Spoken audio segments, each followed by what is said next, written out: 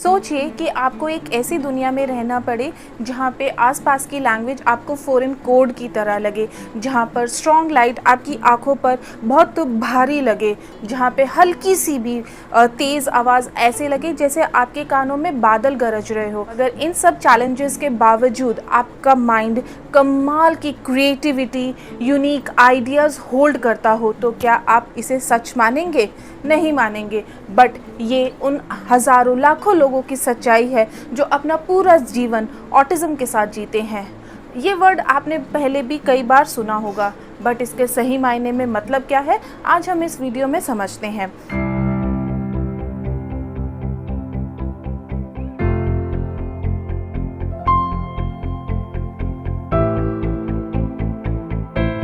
Autism क्या होता है? ऑटिज़म और ऑटिज़म स्पेक्ट्रम डिसऑर्डर एक कॉम्प्लेक्स न्यूरो डेवलपमेंटल कंडीशंस है जो इफ़ेक्ट करती है कि कैसे एक बंदा सोशल इंटरैक्शन करता है, दूसरों के साथ किस तरह कम्युनिकेट करता है, इंटरैक्ट करता है, बिहेव करता है और किस तरह चीज़ों को सीखता है। इस टर्म में ऑटिज़म स्पेक्ट्रम डिसऑर्डर में स्पेक्ट्रम का मतलब होता है कि ऑटिज़म हर किसी को अलग अलग तरीके से इफ़ेक्ट करता है। हर किसी में ऑटिज़म एक जैसा शो नहीं होता है। कुछ लोगों को बहुत ज़्यादा सपोर्ट की ज़रूरत होती है, वहीं कुछ लोग ऐसे भी होते हैं जो एक हम और आपके जैसे एक नॉर्मल एंड इंडिपेंडेंट लाइफ जी सकते हैं। कुछ लोगों के अंदर बहुत कमाल की क्रिएटिविटी होती है, वो बहुत कैपेबिलिटीज़ रखते हैं आर्ट में, म्यूज़िक में, मैथमेटिक्स में, उनकी मेमोरीज़ बहुत ज़्यादा शार्प होती है। वहीं कुछ लोग ऐसे भी होते हैं जो अपने डे टू डे कामों के लिए, अपने डेली रूटीन्स के लिए भी दूसरों पे डिपेंडेंट होते हैं। बट हर ऑटिस्टिक पर्सन में एक चीज़ कॉमन होती है, वो होती है एक्सेप्टेंस की डिमांड। वो चाहते हैं कि हर कोई उन्हें खुले दिल से अपनाए। ऑटिज़म कोई बीमारी नहीं है, बस ये एक अलग तरीका है सोचने का, समझने का।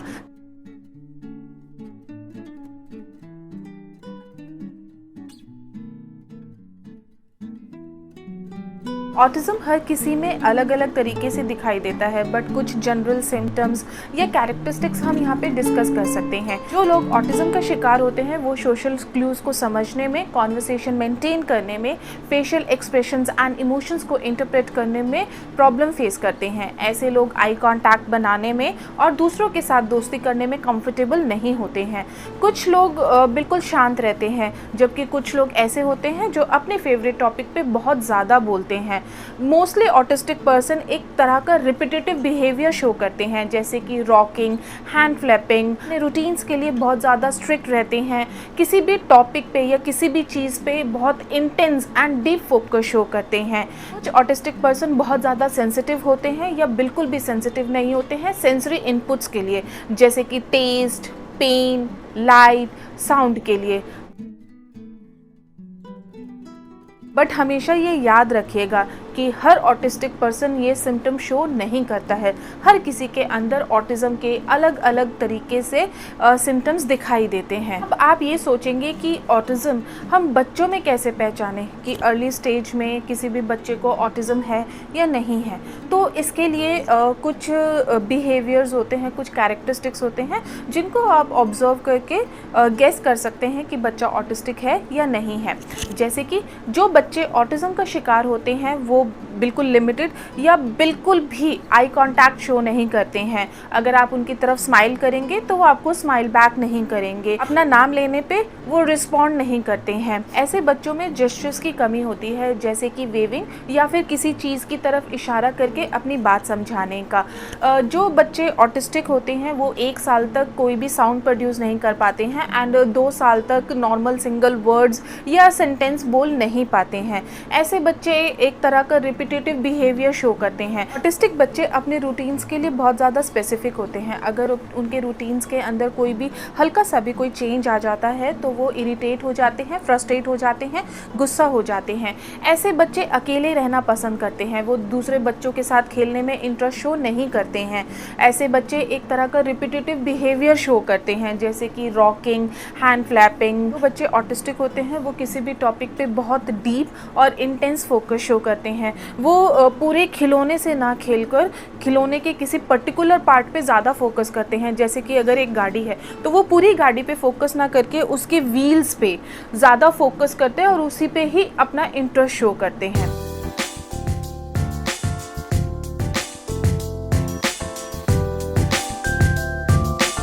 अब आप सोचेंगे इनमें से बहुत सारी चीज़ें या बिहेवियर ऐसा भी है जो वो बच्चे भी शो करते हैं जो कि अपने जीवन में चीज़ों को लेट सीखते हैं, जैसे कि लेट चलना सीखना, लेट बोलना सीखना। तो क्या वो बच्चे भी ऑटिस्टिक होते हैं? नहीं।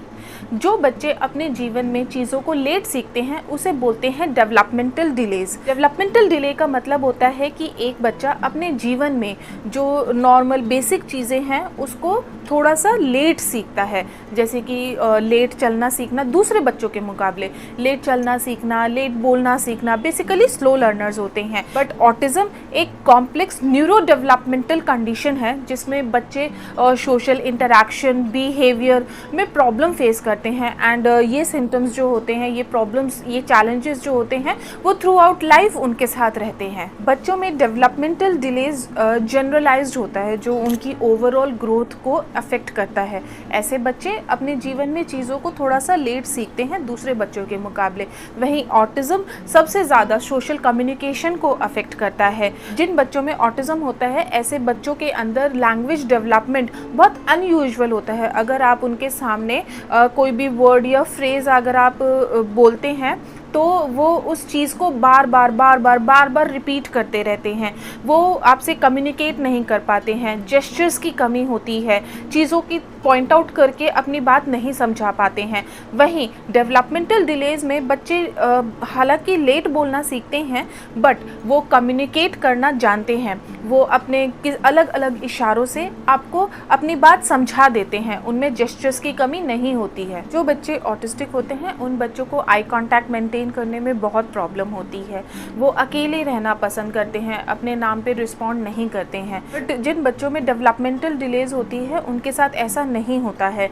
वो इंटरैक्ट करते हैं, कम्युनिकेट करते हैं, हालांकि स्लोली करते हैं बट करते हैं। उनके साथ ऐसी कोई प्रॉब्लम नहीं होती है। ऑटिस्टिक बच्चे रिपीटेटिव बिहेवियर शो करते हैं। वहीं जिन बच्चों में डेवलपमेंटल डिलेज होता है वहाँ पे कोई भी रिपीटेटिव बिहेवियर नहीं होता है। ऐसे में पेरेंट्स क्या करें? पेरेंट्स अपने बच्चों के बिहेवियर को बहुत करीब से डीपली ऑब्ज़र्व करें, ये देखें कि उनके अंदर क्या कम्युनिकेशन प्रॉब्लम आ रही है, क्या वो किसी तरह का रिपीटेटिव बिहेवियर शो कर रहे हैं। अगर ऐसी कोई कंडीशन होती है तो अपने पेडिट्रिशियंस या डॉक्टर से कंसल्ट ज़रूर कीजिएगा। चाहे कोई भी कंडीशन हो, चाहे डेवलपमेंटल डिलेज हो, चाहे ऑटिज़म हो, डॉक्टर से कंसल्ट करना एक सबसे बेस्ट चॉइस एंड ऑप्शन होता है। और जिन बच्चों में ऑटिज़म डिटेक्ट होता है तो उन बच्चों को ऑटिस्टिक स्पेसिफिक थेरेपीज़ देना बहुत ज़्यादा ज़रूरी होता है। बट ये सब एक डॉक्टर की कंसल्टेशन के बाद ही।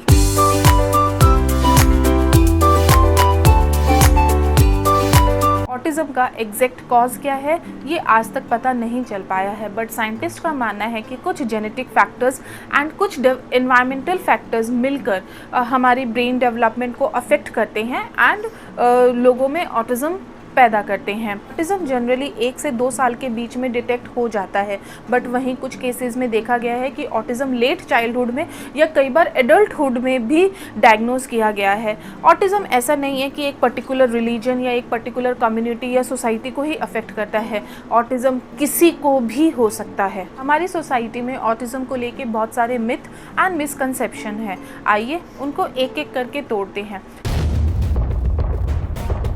सबसे पहला मिसकंसेप्शन, लोग सोचते हैं कि ऑटिज़म किसी वैक्सीन से होता है। नहीं, ऑटिज़म किसी भी वैक्सीन से नहीं होता। सेकंड, लोग सोचते हैं कि जो ऑटिस्टिक पर्सन होते हैं वो बहुत ज़्यादा वीक होते हैं। ये भी गलत। बहुत से ऑटिस्टिक पर्सन के अंदर कमाल की कैपेबिलिटीज़ होती है, कमाल की क्रिएटिविटी होती है, उनकी मेमोरी बहुत अच्छी होती है, वो डिटेल्स पे बहुत ज़्यादा फोकस करते हैं, उनका एक अलग, उनके पास यूनिक आइडियाज़ होते हैं, प्रॉब्लम सॉल्व करने के यूनिक तरीके होते हैं। थर्ड मिथ जो हमारी सोसाइटी में है वो ये कि ऑटिस्टिक पर्सन इमोशंस फील नहीं करते हैं। ये भी गलत है। ऑटिस्टिक पर्सन डीपली इमोशंस को फील करते हैं, बट वो हम लोगों की तरह अपने इमोशंस को एक्सप्रेस नहीं कर पाते हैं। वो अपने तरीके से इमोशंस को एक्सप्रेस करते हैं। चौथा मिथ जो हमारी सोसाइटी में बहुत ज़्यादा फैला हुआ है वो ये है कि हर ऑटिस्टिक पर्सन जो होता है वो एक जैसा होता है, बट ऐसा भी नहीं है। हर ऑटिस्टिक पर्सन अलग अलग होता है। कुछ लोग बहुत ज़्यादा डिपेंडेंट होते हैं, अपने डेली रूटीन्स के छोटे छोटे कामों के लिए दूसरों पे डिपेंड रहते हैं, बट वहीं कुछ ऑटिस्टिक पर्सन ऐसे भी होते हैं जो अपनी एक इंडिपेंडेंट लाइफ जी पाते हैं।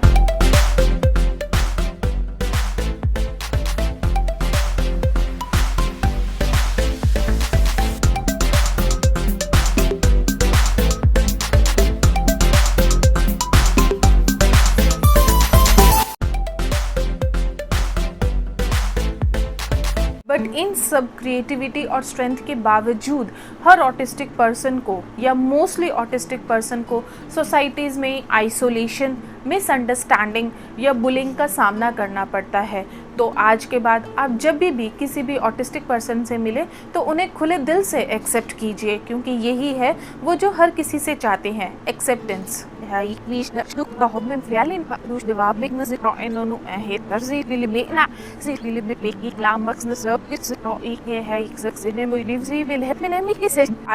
कुछ ऑटिस्टिक पर्सन की अचीवमेंट्स को हम एक एक करके डिस्कस करते हैं।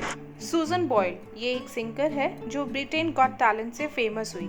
इन्हें एडल्टहुड में एस्पर सिंड्रोम डायग्नोस हुआ, जो कि एक लेवल 1 ऑटिज्म है। इसमें सबसे कम सपोर्ट की ज़रूरत रहती है। डैन आर्क्योर एक एक्टर एंड कॉमेडियन, ये गोस्टबस्टर एंड ब्लू ब्रदर्स से फेमस हुए। इन्होंने अपनी क्रिएटिविटी के लिए ऑटिज्म से जुड़े यूनिक इंटरेस्ट को अपना इंस्पिरेशन बताया।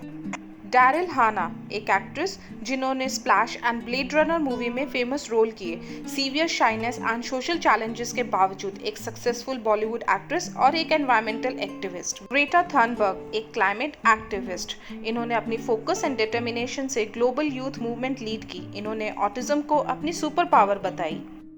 टेम्पल ग्रैंडिन एक ऑटिस्टिक वुमेन जो फेमस साइंटिस्ट एंड स्पीकर बनी। उन्होंने विजुअल थिंकिंग का यूज़ करके फार्म एनिमल्स के लिए बेटर सिस्टम डिज़ाइन किया और दुनिया भर में ऑटिज्म के लिए अवेयरनेस फैलाई। सातोशी ताजीरी पोकेमॉन के क्रिएटर, चाइल्डहुड में ऑटिज्म डायग्नोस हुआ और अपनी बग्स एंड गेम्स के डीप इंटरेस्ट का यूज़ करके वर्ल्ड का एक फेमस फ्रेंचाइजी बनाया। एंथनी हॉपकिंस एक ऑस्कर विनिंग एक्टर, इन्होंने ऑटिज्म की वजह से अपने डीप फोकस का यूज़ करके अपने रोल्स को बहुत अच्छे से समझा एंड ऑस्कर जीता। क्रिस पैकम यूएस के एक famous naturalist and TV presenter जो ओपनली ऑटिज्म के बारे में बात करते हैं और उसे अपने काम की स्ट्रेंथ बताते हैं। क्या ऑटिज्म का कोई इलाज है? ऑटिज्म के इलाज में थेरेपीज एंड मेडिकेशन मिलकर अपना एक इफेक्टिव रिजल्ट शो करती हैं। थेरेपी बेस्ड ट्रीटमेंट सबसे पहले है अप्लाइड बिहेवियर एनालिसिस। ये सबसे ज़्यादा यूज़ होने वाली थेरेपी है जो डेवलपमेंट एंड बिहेवियर पे मॉडिफाई करती है। Speech language therapy communication and social interaction को इम्प्रूव करती है। Occupational therapy daily life skills को एनहांस करती है। फिजिकल थेरेपी कोऑर्डिनेशन को इम्प्रूव करती है। सोशल स्किल्स सोशल इंटरेक्शन में हेल्प करती है। अर्ली इंटरवेंशन प्रोग्राम्स जो लॉन्ग टर्म आउटकम्स को इम्प्रूव करने में मदद करते हैं। ऑटिज्म के लिए डायरेक्ट ट्रीटमेंट नहीं है, बट उससे रिलेटेड इश्यूज मैनेज किए जा सकते हैं। रेस्पेरिडोन एंड एरिप्रिप्रोजोल इरिटेबिलिटी और एग्रेशन को मैनेज करती हैं। Stimulants focus and hyper activity को इम्प्रूव करते हैं। एंटी एंग्जाइटी डिप्रेशन को मैनेज करती है। एंटी कन्वल्सेंट्स सीजर्स के लिए यूज किए जाते हैं।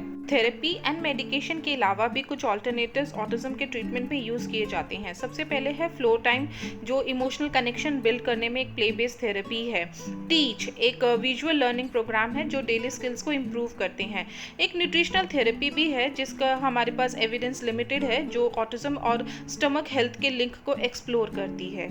ऑटिज्म का सबसे safe effective and primary treatment therapies होती है। थेरेपीज एंड मेडिकेशन का कॉम्बिनेशन ऑटिस्टिक पर्सन के लिए ज़्यादा फायदेमंद होता है। ये थेरेपीज हो या मेडिकेशन हो, एक डॉक्टर से कंसल्ट करने के बाद ही शुरू करनी चाहिए, क्योंकि हर ऑटिस्टिक पर्सन अलग अलग होते हैं। तो एक डॉक्टर उन्हें सही तरीके से हर किसी के लिए डिज़ाइन कर सकते हैं। काफ़ी समय से हमारी सोसाइटी ने ऑटिज्म को एक लिमिटेशन की तरह देखा है, जबकि ये एक अलग तरीका है सोचने का, समझने का। ऑटिस्टिक ऑटिस्टिक लोगों को बहुत बार आइसोलेशन, मिसअंडरस्टैंडिंग, बुलिंग का सामना करना पड़ा है। तो इसीलिए वो हर किसी से एक ही चीज़ चाहते हैं, वो है एक्सेप्टेंस। एक्सेप्टेंस शुरू होती है एम्पैथी से। एम्पैथी का मतलब होता है दूसरों की फीलिंग्स को, दूसरों के दुख और दर्द को समझना। जब हम ऑटिज़म के बारे में सीखते हैं तो हम ऑटिस्टिक पर्सन्स को वियर्ड या डिफरेंट लेबल देना बंद करते हैं एंड उन्हें एक नॉर्मल इंसान के रूप में देखते हैं जिनके पास कमाल की एबिलिटीज़ एंड टैलेंट होता है। हमें school, colleges, offices, work place को ऑटिस्टिक पर्सन के लिए सेफ एंड सपोर्टिव स्पेस बनाना चाहिए जिससे सभी को फ़ायदा होगा। ऑटिज़म कोई चीज़ नहीं है जिसको ठीक किया जाए, ये एक अलग तरीका है लाइफ को एक्सपीरियंस करने का। ऑटिस्टिक पर्सन से आप हमेशा पेशेंटली बिहेव कीजिए क्योंकि उन्हें रिस्पॉन्ड करने में थोड़ा टाइम लग सकता है। उनके स्पेस की रिस्पेक्ट कीजिए। कुछ ऑटिस्टिक पर्सन्स को हग या फिर लाउड नॉइज़ पसंद नहीं होती है, तो ऐसा मत कीजिए। ऑटिस्टिक पर्सन्स को सोशली कम्युनिकेट करने में प्रॉब्लम होती है या दूसरे लोगों से बात करने में प्रॉब्लम होती है, तो आप उनसे पूछिए कि उन्हें किस तरह कम्युनिकेट करना ज़्यादा पसंद है या किस तरह के कम्युनिकेशन में वो ज़्यादा कंफर्टेबल है। चलिए न्यूरो डाइवर्सिटी को सेलिब्रेट करते हैं और एक बेहतरीन और काइंड दुनिया बनाते हैं। सो आज के बाद आप जब भी किसी ऑटिस्टिक पर्सन से मिले तो उनको खुले दिल से एक्सेप्ट कीजिए। उनकी स्ट्रगल्स, उनके बिहेवियर के लिए उन्हें जज मत कीजिए, बल्कि उनकी स्ट्रेंथ और दुनिया को देखने के एक यूनिक तरीके के लिए एडमायर कीजिए। अंडरस्टैंडिंग की शुरुआत छोटी होती है बट उसका इम्पैक्ट लाइफ चेंजिंग होता है। इस वीडियो को आप ज़्यादा से ज़्यादा शेयर कीजिए सो दैट लोगों में ऑटिज़म को लेके ज़्यादा से ज़्यादा अवेयरनेस फैले। हमारी सोसाइटी में ऑटिज़म को लेके जो मिथ्स या मिसकंसेप्शंस है हम उन्हें इस वीडियो के थ्रू दूर कर सकते हैं। Thank you so much.